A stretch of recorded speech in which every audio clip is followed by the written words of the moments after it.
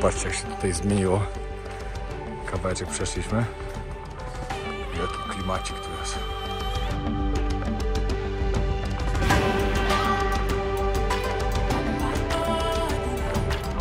No i dobra, ruszamy dalej. Nie wiem, czy będzie raz, ale jedziemy. Na końcu tego kanionu ma być jakieś jeziorko, do którego zmierzamy.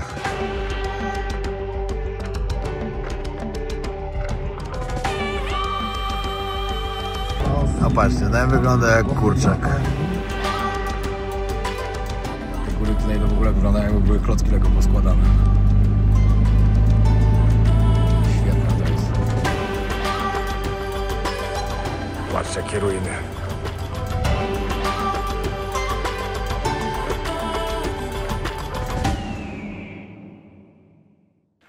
Hej, siemanko, pozdrawiam ze środka pustyni. Nawet nie wiem gdzie, jeszcze jestem w Algierii. Jakieś 100 km od Janet, czy Dianet. Chociaż on mówił Janet albo Janet. Jakoś tak. No. Powiem wam, że obudziłem się jak kaleka. Coś mi przeskoczyło w kręgosłupie, chyba jak spałem. Chyba za długo spałem w ogóle. Bo chciałem odespać, 10 godzin spałem na twardym. I normalnie się nie mogę ruszać. No. Ale zrobiłem sobie z parę tysięcy kroków od rana, bo wstałem już przed 6. Teraz jeszcze chwilę książkę poczytam. Chłopaki jeszcze śpią. Oni wstawali o 4 rano sobie coś zjeść. Bo wiadomo, że w ciągu dnia nie mogą, to musieli jeszcze w nocy wstać. Dzisiaj mamy w planach jakiegoś hajka do zrobienia. I jedziemy gdzieś dalej. Także też ciekawie się zapowiada i mam nadzieję, że mi te plecy przejdą, bo robić hajka z takim bólem pleców może być średnio. Ekipa już wstała, także wracam na śniadanie. Czytam właśnie Fenomen poranka. Kolejny raz już. Ale bardzo wam polecam tą książkę. Świetna jest. Naprawdę zmienia myślenie w głowie.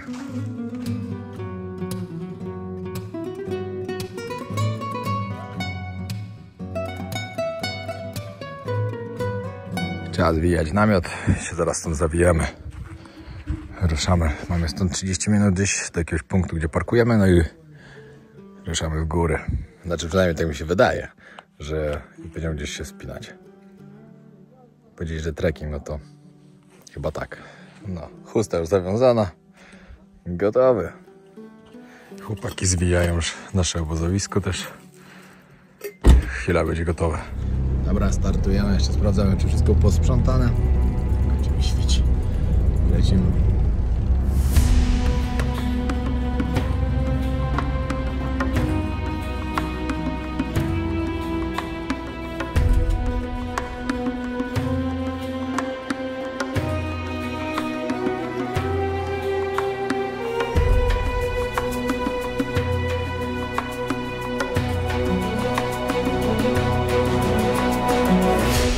Patrzcie, jak to pięknie wygląda. Jest tu tyle muk, że po prostu nie idzie się od nich odgonić.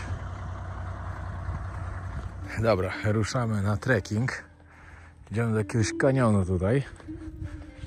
Godzinka drogi. Mam nadzieję, że dam radę z tymi plecami moimi. No i popatrzcie, jak się tutaj zmieniło. Kawałeczek przeszliśmy. Jaki klimacik tu jest.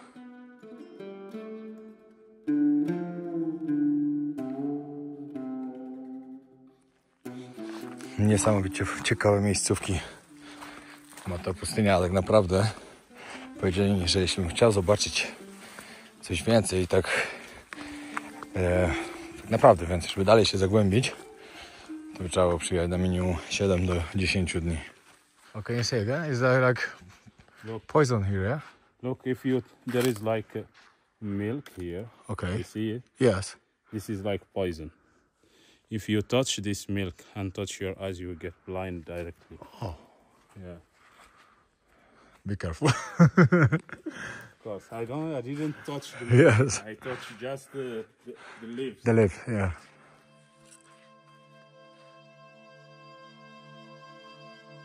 No i patrzcie, to takie małe jeziorko też po prostu dlatego, że jest tu gdzieś źródło i woda z powierzchni wypływa.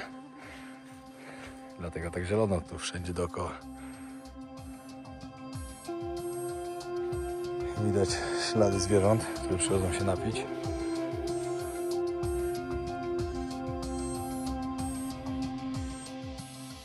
No ja myślałem, że będziemy się gdzieś spinać, ale na szczęście po prostu idziemy przez kanion przejść. Także idealnie dla mnie. Tyle dobrze. Jak podczas moich podróży naprawdę lubię tą różnorodność. Lubię pojechać do wielkiego miasta, które jest betonową dżunglą, ale później uwielbiam naturę. Ponieważ natura na świecie jest tak cudowna i tak różnorodna, że to jest piękne w podróżach. Że każdy może znaleźć coś pięknego, w każdym miejscu można znaleźć coś pięknego. Tylko trzeba podróżować. Także jeśli macie okazję, podróżujcie. Pieniądze wydane na podróże są bardzo dobrze wydanymi pieniędzmi. O, i teraz wam pokażę coś fajnego. Pokazywałem wam w paru filmach, gdzie byłem w różnych krajach, jak takimi patykami ludzie tutaj mają zęby. Po prostu no patykiem, no. I to jest właśnie ten krzak, czy to drzewko, z którego bierze się właśnie te patyki do czyszczenia.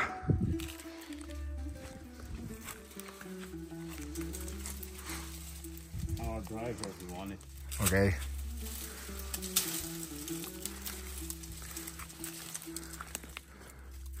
But here people use it as well? Yes, people use it here too.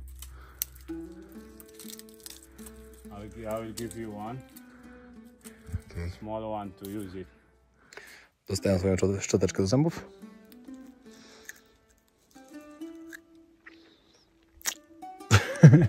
Legnie. Niesamowicie to wygląda. Na końcu tego kanionu ma być jakieś jeziorko, do którego zmierzamy. Dobra, jesteśmy teraz w miejscu dżungli, gdzie jest drzewo akacji, a czy to jest akacja? I zaraz coś ciekawego się dowiecie. You see here? Oh yes. This is the gum of acacia. This one is, there is two kind of acacia. And in this kind of acacia, the gum is black. And there is another gum of acacia. The gum is red color. The black color we use it just for ink, like an ink. Tu możecie zobaczyć, jak to szkapie po prostu. Yeah, this is, we use it like ink. And the second kind of acacia is the gum is red. The red one we use it for medicines for the chest. Okay. When you have when you cough a lot, you can chew it. You Chew it. Okay. chew it, yeah. And also we use the wood of acacia. The wood of acacia. We use it in Quran school. Okay. In Quran school, we make the board of school, small board, with the wood of acacia, and we write on it with the gum. So the ink from the gum of acacia and the wood of the board from the acacia. Okay. Yeah. That's interesting. Yeah, so the acacia is useful plant in the life of nomads and all the Tuareg. Okay. Yeah. And the best firewood. But before, all Tuareg was nomad or no? No, the Tuareg is different. Okay. Because there is the stable Tuareg. Okay. There is semi-nomads who lives in the same place and move and come back to the same place. Okay. And there is the nomads, real nomads, who's moving all the time. All the time, yes. They look for the best place to live. When there is the place is changed, they move to another place. No i dobra, dotarliśmy. Cały czas szliśmy kanionem. Jesteśmy w takim oto miejscu. Nawet jest palma. Tu normalnie jak są deszcze, ulewy, to tu jest to wszystko zalane. Nieźle. Jedna palma sobie gdzieś wyrosła. Pierwsza palma, którą tu widzę. I jeziorko małe.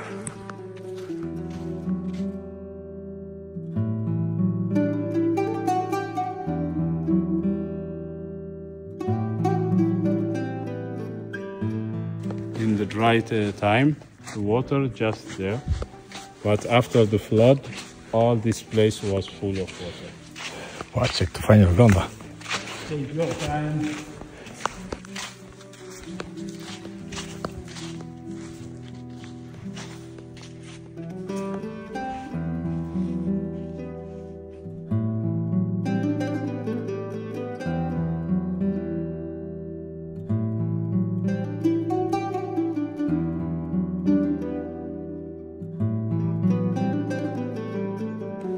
Właśnie gadam z ziomkiem o tym, jak tutaj wyglądało, jak była rewolucja, jak chcieli niepodległości dla Algierii od Francji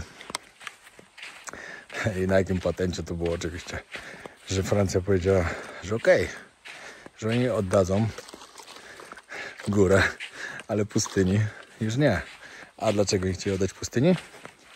Bo tutaj są złoża gazu ziemnego i ropy. Także interes. Patrzcie, ile tu są muchy. Normalnie wszędzie mam muchy na sobie. Nie dlatego, że śmierdzę, bo wziąłem czystą koszulkę. Patrzcie. Tylko one tu są po prostu wszędzie. Tu jest plaga cała. Nie śmierdzę, pamiętajcie. Chyba. Nie, naprawdę wziąłem czystą koszulkę dzisiaj. Chyba mi się spodobał zapach płynu do płukania, który miałem ostatnio. Uciekać. Nie, ale naprawdę jest to denerwujące już. One są po prostu wszędzie. Nie da się od nich uwolnić.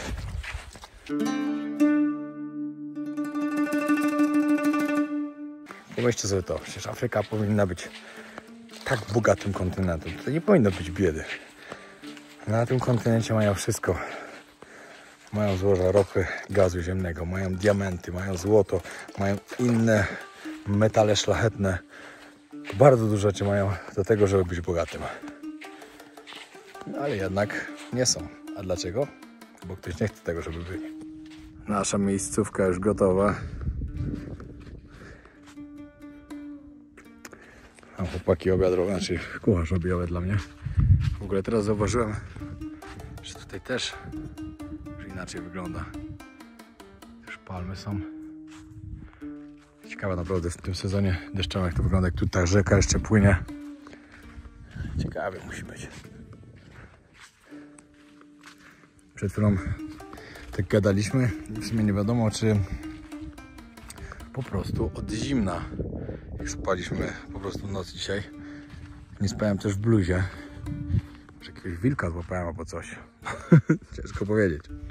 Ale co by nie było, jakby nie bolało, mam tu jeszcze tylko jeden dzień, także wykorzystam go i dzisiaj, i jutro, i później jeszcze w kolejny dzień będę w stolicy, bo okazało się, że mam 10 godzin przerwy w stolicy. Także wykorzystam to fajnie, żeby zobaczyć Algier. Na obiadek mięsko z ryżem, z warzywkami, sałatka z tuńczykiem. W takich pięknych okolicznościach. Właśnie siedzimy sobie z panem, który jest właścicielem tego, co tutaj jest. Te domki i te domki. Mieszkają tu dwie jego rodziny, czyli dwie żony. Chociaż mój przewodnik mówi, ma dwie, no ale nie wiadomo, czy nie trzy, ale nie będę pytał. Ale wyobraźcie sobie, co oni tu robią. Tutaj kompletnie nie ma nic. Nic a nic. No jakoś żyją. Nie wyobrażam sobie. No i dobra, ruszamy dalej. Nie wiem, co będzie teraz, ale jedziemy.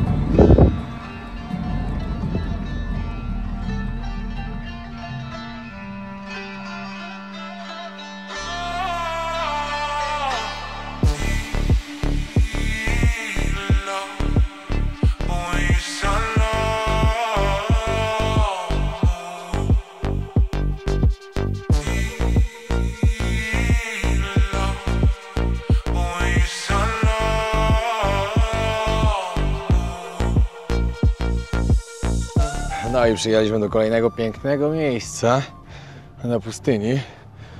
Myślałem, że tu w ogóle nie wjedziemy, ale nasz samochód nie zawodzi. Kierowca wie, jak się jeździ po pustyni. W sumie się nie ma co dziwić, no.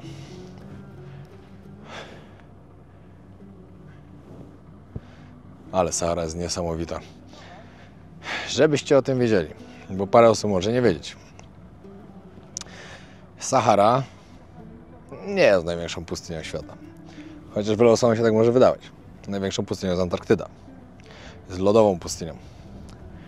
Sahara oczywiście jest druga największa, ale żebyście wiedzieli, że pustynia to nie tylko piasek. Bo są też góry, są też, wiecie, jest powierzchnia taka kamienista i tak dalej. Ogólnie o pustyni mówi się na teren, który nie nadaje się do zamieszkania przez ludzi. Chociaż mimo tego ludzie, niektórzy przystosowali się do życia w warunkach, w których nie da się żyć. Na przykład jak w Etiopii, byłem na pustyni Danakilskiej, to tam to było najcieplejsze miejsce na świecie zamieszkałe przez ludzi. Da się? Da się. No ale to jednak, wiecie, chyba się trzeba po prostu urodzić w takim miejscu, bo ktoś normalny z nas próbowałby to zrobić, nie ma szans. Tak tu wygląda. Idę tam na górę się wspiąć, zobaczyć co tam jest dalej. Bo widzę, że tam piękne wydmy są. No jeszcze przewodnik mi powiedział, że kurde, jakby wiedzieli, że przyjechałem nagrywać filmy, no to by mnie zabrali jeszcze do lepszych miejsc. Tylko że nie wiedzieli, no i wzięli mnie tutaj. Tu i tak jest pięknie, jestem na maksa zadowolony. No ale powiedział, że można by było jeszcze coś lepszego znaleźć. Ale mi to wystarcza. Jestem usatysfakcjonowany, bo jest pięknie.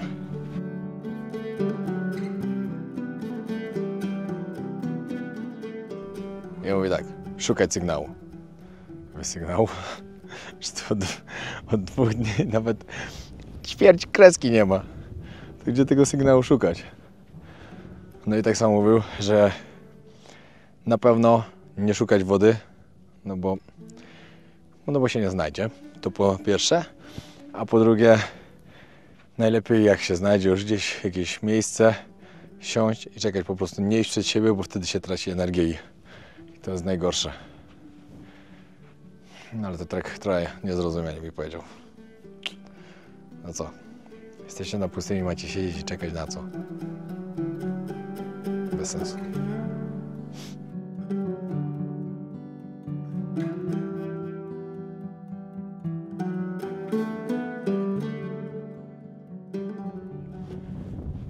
Serio, mam tak fajnego przewodnika. Opowiada mi bardzo dużo. Na przykład opowiada mi o warunkach życia tutaj. To mówi, że tu wcale się źle nie żyje. I mówi, że naprawdę się dziwi ludziom, którzy decydują się wsiadać na te pontony i płynąć do Europy. Mówi, że w Algierii tak naprawdę życie jest tanie. Chociaż ja czytałem, że w Algier jest najdroższe życie, jest dobre życie, ale najdroższe z całej Afryki Północnej. Chociaż on mówi, że dziwi się, że takie coś gdzieś pisze, bo on twierdzi inaczej, że wcale tak źle nie jest. Ale na przykład mówił, ile wychodzi prąd. To mówi mi, że jak w przeliczeniu za 3 miesiące będzie na przykład 30 euro. Woda, już w ogóle mówię, że nawet nie mówi, bo to jest tak tanie, że szok. Paliwo mniej niż złotówka za litr. Dom, jeśli byście chcieli, znaczy mieszkanie takie od państwa, to wynajmuje się chyba za 100 euro miesięcznie, jakoś tak, no też mega tanio. A mówi, że jak macie normalną pracę, no to można zarobić 600-700 euro miesięcznie. I jeszcze mi powiedział jedną rzecz. Mówi tak, jak on się dziwi ludziom, którzy właśnie wsiadają na te pontony. Mówił, że miejsce na pontonie, żeby płynąć do Europy, kosztuje 1 000 000 ich tutaj, nie pamiętam jaką mają walutę, czekajcie, sprawdzę. Mógłby ktoś odczytać, o co tu chodzi? Albo tu? I ja mi mówię, że tu naprawdę ludzie myślą, że przyjadą do Europy, to jadą naprawdę do jakiegoś, nie wiem, do nieba. Że tam jest wszystko po prostu. No i może w niektórych kwestiach, może wiecie, no dostają ludzie tam za darmo dużo rzeczy. Jak na przykład do Polski przyjechali i też dostali więcej niż dostają Polacy. To jest taka prawda, nie ma co się oszukiwać. No ale umówmy się, no. Rozumiem z krajów, w których nic nie ma, no bo oczywiście są też takie kraje. No ale jak mówię, że tutaj tak naprawdę nie jest takie złe życie, nie wiem, to nie moja sprawa. Tak po prostu stwierdziłem, że muszę się wygadać, bo mi opowiadał o tym dużo. Jeszcze tutaj podobno jak się pojedzie na drugą stronę tej pustyni, to wydmy mają jeszcze inny kolor, znaczy piasek ma inny kolor. Tam bardziej pomarańczowy jest.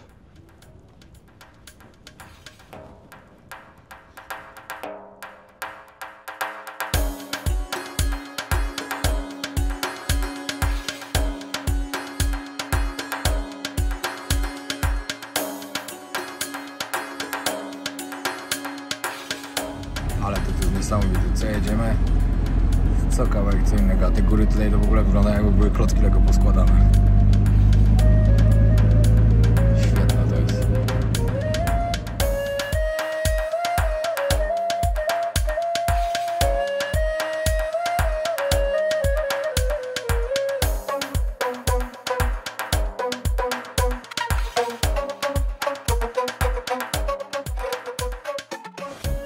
No i przyjechaliśmy tu też zobaczyć jakieś malunki.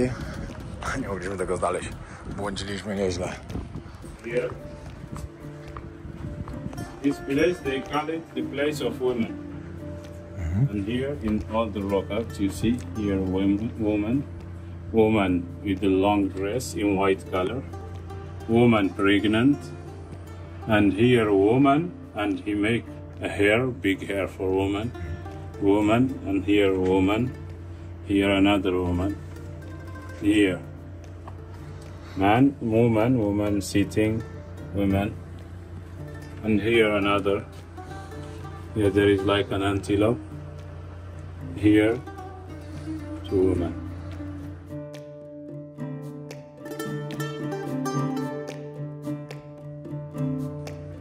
So, what do you think? Why there is just women here? I don't know. Why? I asked you. I don't know. There is two options. Yeah. First option is man lonely in this place. He think about women. He draw all this. And the second option is women. They live here like shepherd, or they live just women here who draw this. Okay. Well, for me, I think the second option is the first option is the right, because look, if a woman draw this, she will not draw a woman like this. But maybe this is not like the pregnant woman, because look which way they're going feet. Maybe this is like big bomb. Yes, that's why I told you. Yeah. The woman may be man because he make all this. Yeah. He was Raczej thinking about. duży tyłek ma, nie w ciąży. Baby. Yeah.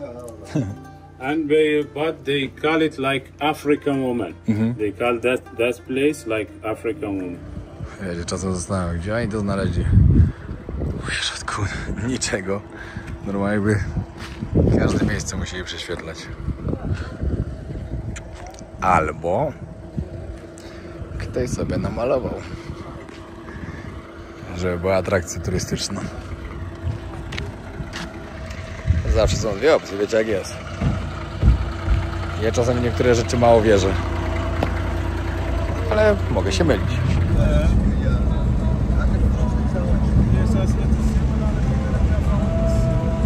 I tak sobie przemierzamy pustynię Algerii.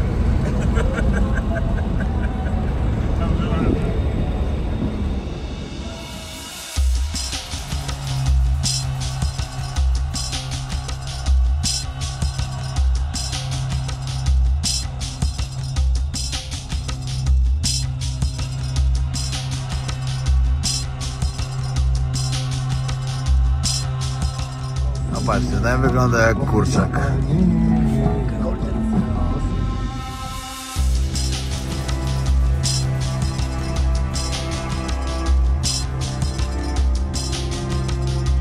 wróciliśmy do Janet. Będę w hotelu, to wam wytłumaczę dlaczego. Ale no niestety, musiałem. No i przyjechaliśmy do Janet, do miasta. Jesteśmy, patrzcie jaki hotelik. Piękne palmy. Zaraz zobaczymy jak wygląda pokój. Leki kupione. Muszę coś zjeść i dopiero wtedy mogę zjeść tabletki. Po prostu nie wiem, czy mi nie zawiało tych nerek. Tak mi mówi, że prawdopodobnie może tobą mówi, że tak się dzieje w namiocie od zimnej ziemi. Nie wiem, czy coś przeskoczyło, czy to prawda, to nie wiem. Stwierdziłem, że wolę nie ryzykować kolejnej nocy w namiocie, wolę zapłacić za hotel i jutro wracamy na pustynię. Wiecie co? Tak sobie leżę i się rozglądam po pokoju. Powiem wam tak. Tajowie by się nie powstydzili takiej roboty, jak tu jest zrobiona w wykończeniówce. Już wam pokażę. Jakby się ktoś zastanawiał, po co używać taśmy? Nie potrzeba. Kto tam patrzy, że trochę sufit pomalowany? Kto tam patrzy, że trochę drzwi pomalowane? Futryny?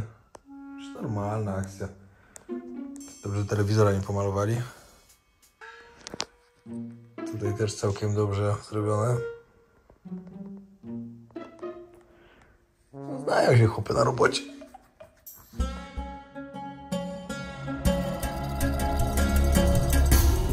No i siemanko.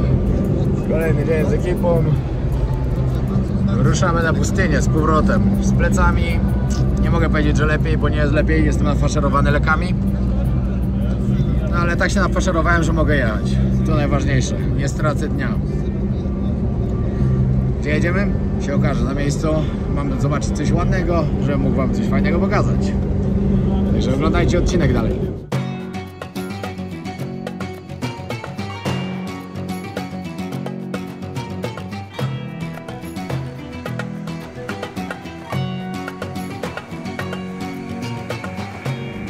No i wjeżdżamy na pustynię. Tutaj też dlatego na przykład co kawałek jest dużo armii. Właśnie pytałem przed chwilą, czy oni są od tego, żeby chronić tego, że tutaj się wydobywa ropę i gaz, żeby chronić tego terenu. Ale nie, bo tutaj jesteśmy też przy samej granicy właśnie z Libią i z Tunezją. Dlatego tutaj tyle ich jest. W środku pustyni i takie coś tu sobie stoi. Zaraz pójdę z innej strony wam jeszcze pokazać. To jest jakieś specjalne miejsce. Nawet sobie specjalnie to ogrodzili. O, dobra. Tu też jest jakiś rock art. A, tylko tutaj troszkę inne.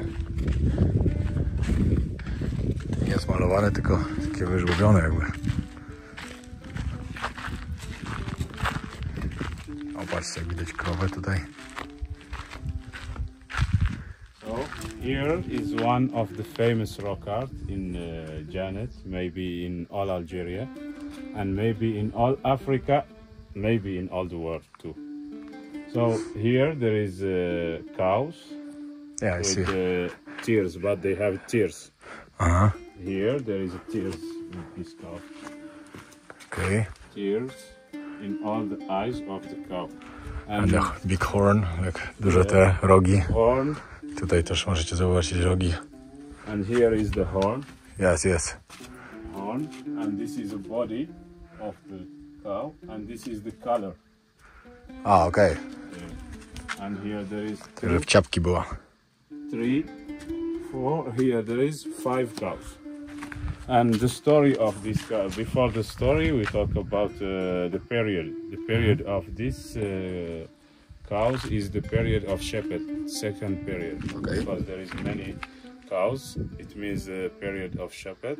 It's 5000 BC. 5000 BC, and they said the story is when the shepherd come here, he didn't find water, and he feels sad. He feels sad, and when he feels sad, he draw his emotion on the face of the cow. So the tears is he is sad, and he draw all his emotion on the face of this cow. And if you see, you realize that all the tears is on the right right eye. It's the same, and here there is 5. 1, 2, 3, 4, and 5 is here. Yeah, I see. Wszędzie piasek dookoła. Przypomniało mi się teraz, co do tego, że jestem na Saharze. Właśnie jak byłem na Wyspach Zielonego Przylądka, przyszła burza piaskowa. Właśnie piasek z nad Sahary. Nawet podobno aż do Europy może dolecieć. Pomyślcie, jaką to ma moc, jak to tyle kilometrów, tyle tysięcy kilometrów może przelecieć. No, tam to normalnie 2 dni cały czas aż ciemno było.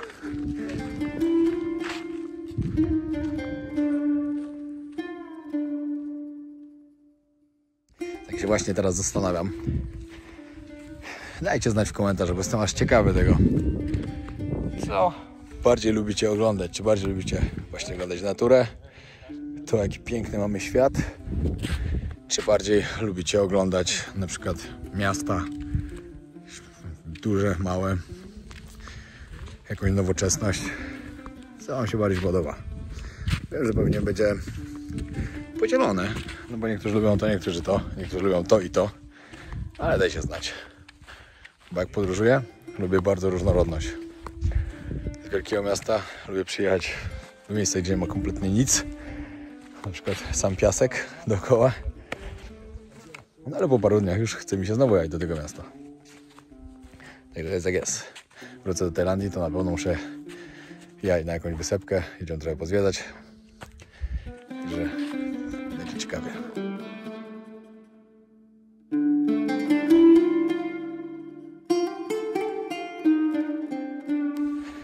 No i mieszka sobie tu ziomek na środku pustyni.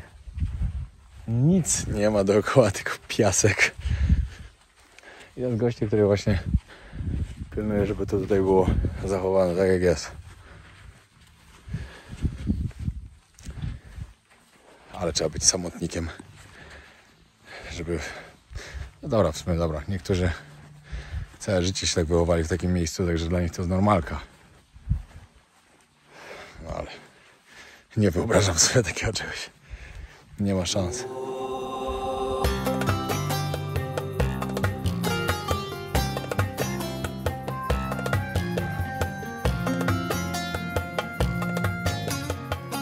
Ale przyjechaliśmy teraz zjeść sobie tu obiadek. No i taka miejscowa. No, dzisiejszy dzień bardzo leniwie płynie. Teraz chłopaki już tutaj śpią, ja sobie coś tam robię. No i czekamy trochę, bo teraz jest najcieplejsza pora i czekamy do 16-17, żeby pojechać jeszcze coś zwiedzić w mieście, pójść na jakiś rynek, później do hotelu po nocy lot.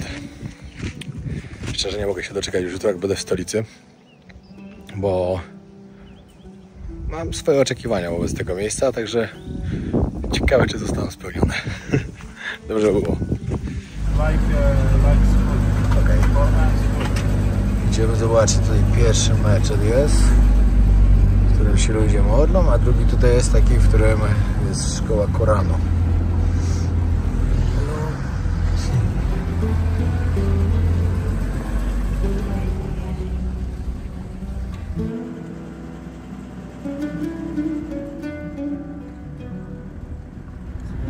Jedziemy teraz zobaczyć stary zamek. Już wiecie, jakie stare mury są. No, takie coś to mi się podoba. No i wbijamy do środka. Patrzcie, jakie ruiny.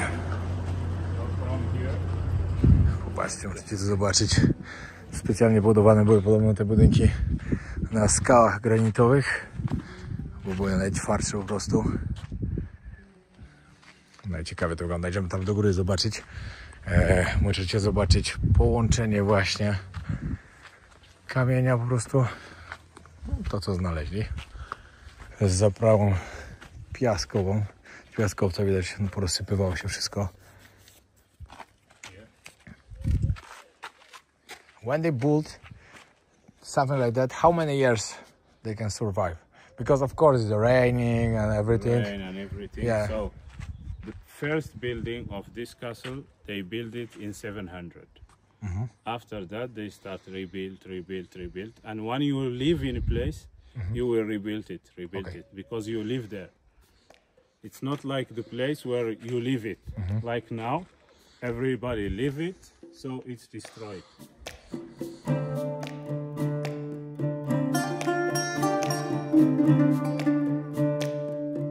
This is the other side, stone and clay. And here, the new style, they use like brick of clay. They make it like a brick and build with it. And they use the, if you see here, the palm tree for the roof. Okay. Here is the woody of the palm tree and the leaf of the palm tree. Then they put the clay on it.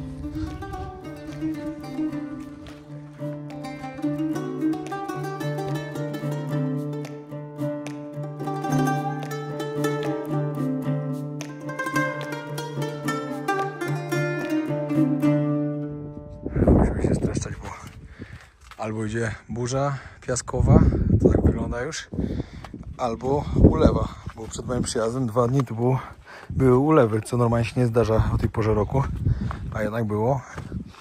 Ale mówię, że to raczej burza piaskowa idzie, także musimy szybko zwiedzać i spadać stąd. Teraz mi właśnie jeszcze powiedział fajną historię, że jak zanim jeszcze nie było głośników, to osoba, która najgłośniej krzyczała, wychodziła na górę na minaret i nawoływała ludzi do modlitwy. I właśnie zaczęła się modlitwa, znaczy nawoływanie do modlitwy.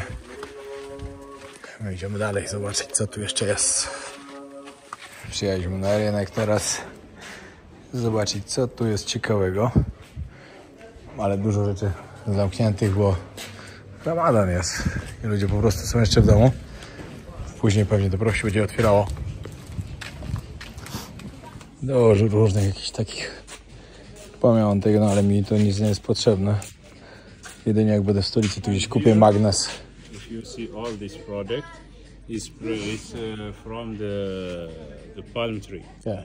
This is from the palm tree, so from the people of Janet, and this is from the acacia. This is the one I told you that we use the acacia to make the board, and we write with the gum of acacia.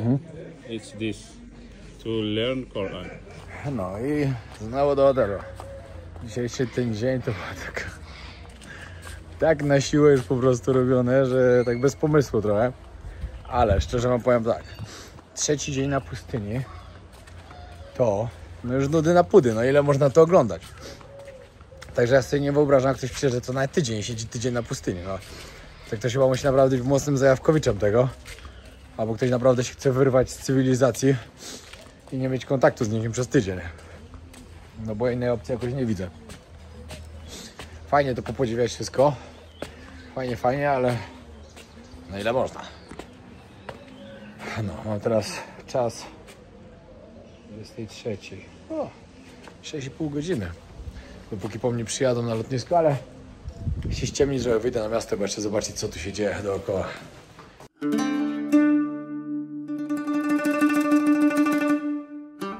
Dwudziesta 23. I to już chyba przyjechali po mnie. Mam jakieś 45 minut na lotnisko.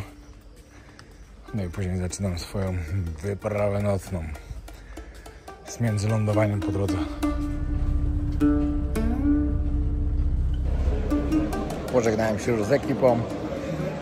Bardzo fajni goście. Jak ktoś będzie chciał od was się tutaj wybrać, dajcie znać. Na Instagramie to wyślę wam kontakt. Ile dni tu spędzić? Nie wiem. Każdy indywidualnie sobie do tego musi podejść. Ile wytrzyma. Dla mnie 3 na pustyni plus 4 jutro w stolicy. Idealnie. Więcej nie potrzebuję. A w stolicy bym mógł zostać z 2-3 dni. W mieście to w mieście zawsze. Ale na pustyni 3 wystarczyły. Zdecydowanie. No co? Koniec tego. Dzięki wielkie, że oglądaliście. Trzymajcie się serdecznie. Zapraszam was na jeszcze jeden odcinek. Pokażę wam, jak wygląda Algier. Sam jestem ciekawy tego. I to nawet bardzo. No. No fajna podróż. Bardzo fajna. Dużo się działo. Także zapraszam jeszcze na ten odcinek. Pozdrawiam. Zostawcie subskrypcję. Naprawdę kanał ostatnio idzie tak niesamowicie dobrze. Bardzo się z tego cieszę. I wiem, że w tym roku będzie ten 1 000 000. Bardzo w to wierzę. Pozdro.